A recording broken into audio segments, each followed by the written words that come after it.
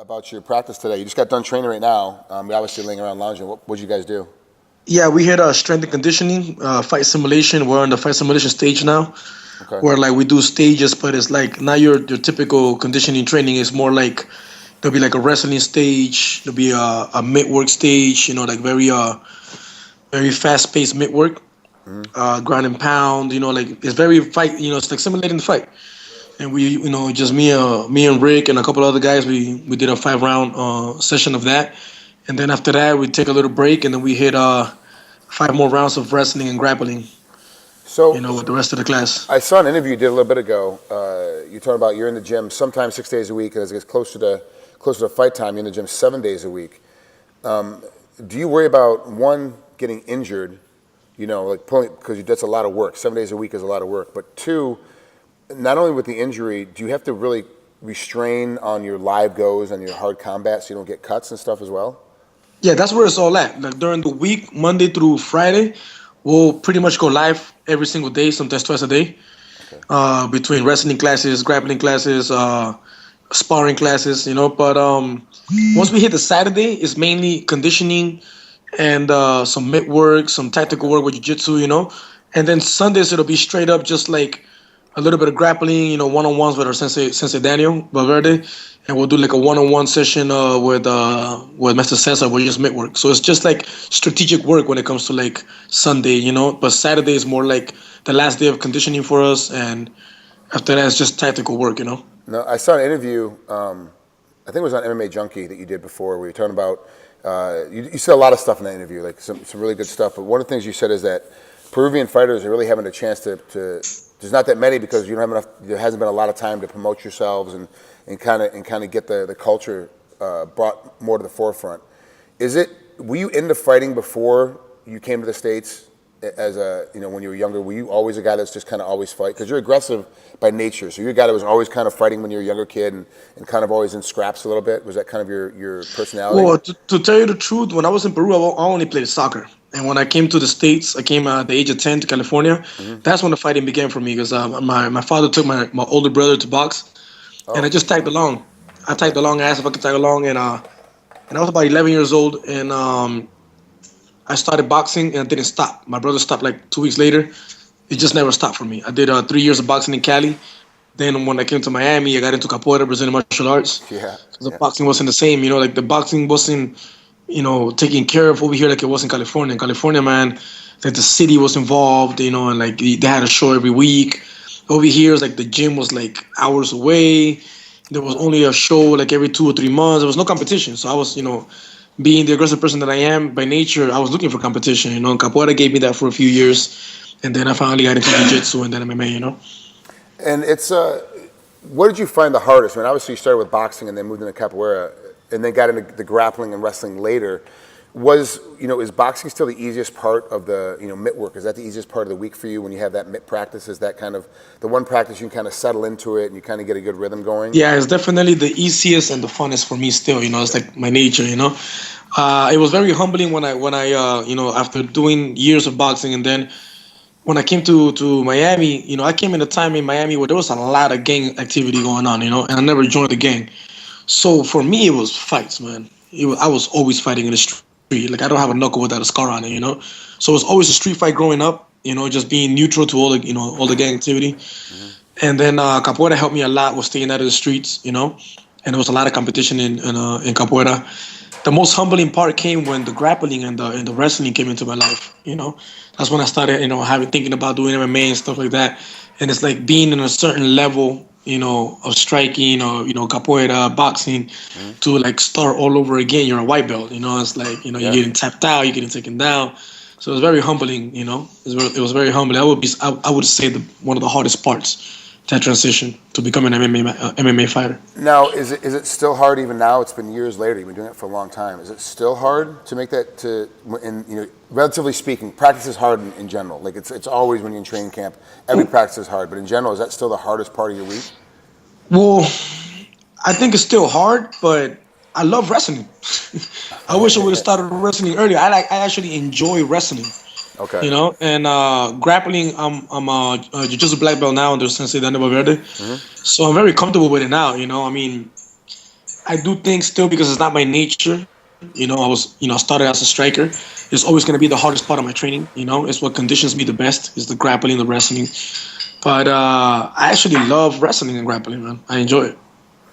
That's it's for me. Obviously, I started as a wrestler, so for me, that's still my easiest part, of my practices when I'm training. But it's still for me wrestling now as I've gotten older and I'm retired, so I don't have to worry about fighting all the time. Like for me to go into a wrestling practice, it's like here we go, I'm going to wrestling. I got to get my neck pulled on, my head pulled on, my arms are going to get pulled on. We get these young guys be shooting on me all the time.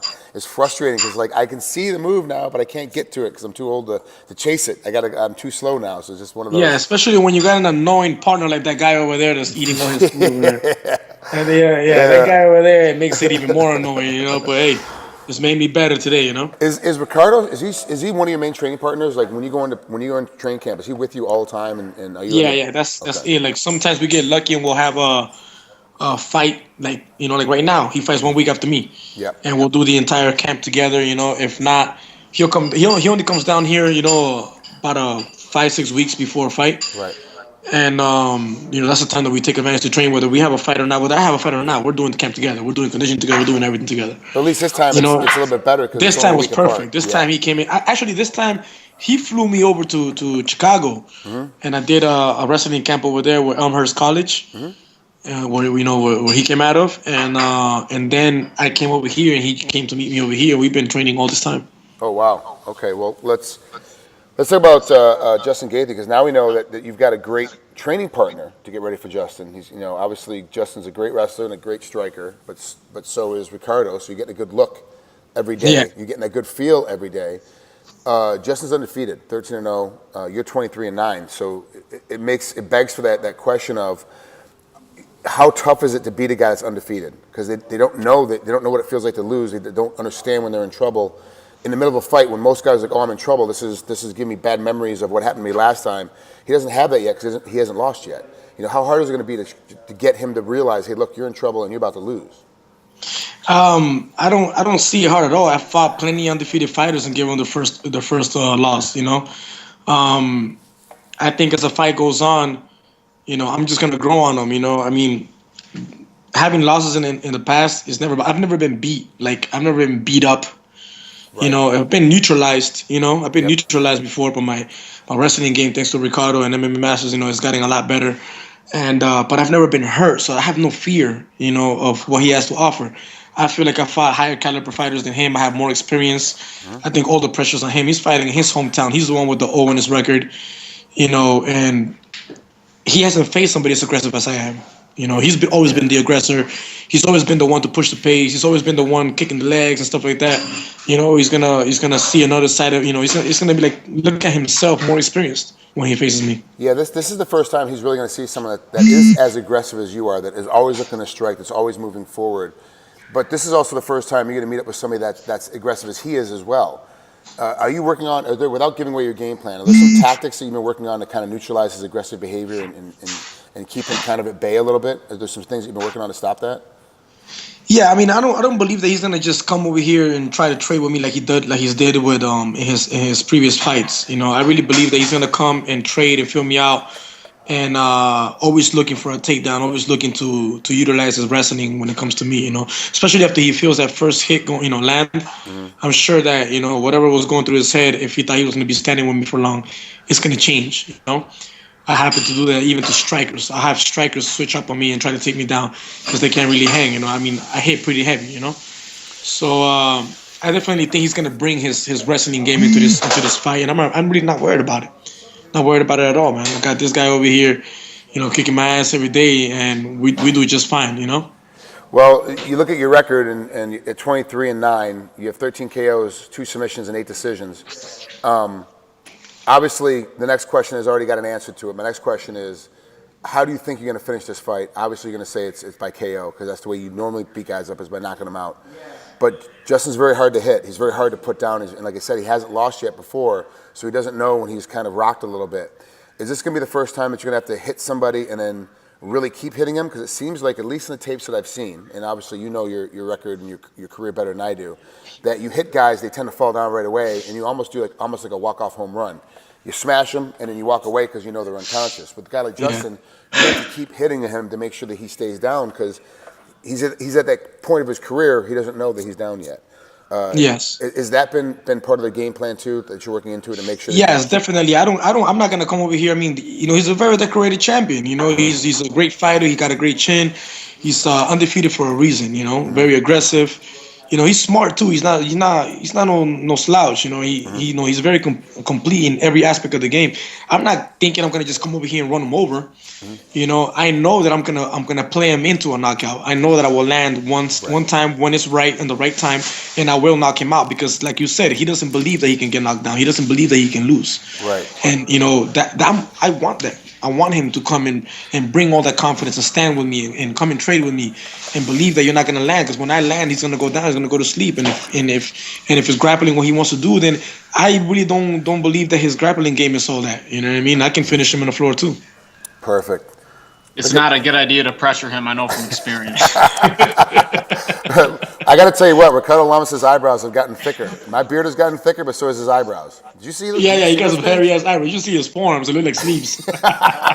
He says, "Holy, nice." All right, Luis, thanks for coming out here, man. I really appreciate it. Thanks for taking some time right after practice with us today. Have a great time, man. I can't wait to see this fight. It's gonna be another great night, another great fight. Watching you get out there, March 28th. You guys can watch this one on TV. Thanks, Luis. We'll talk to you soon, bud. Cool. Thank you, man. Appreciate it.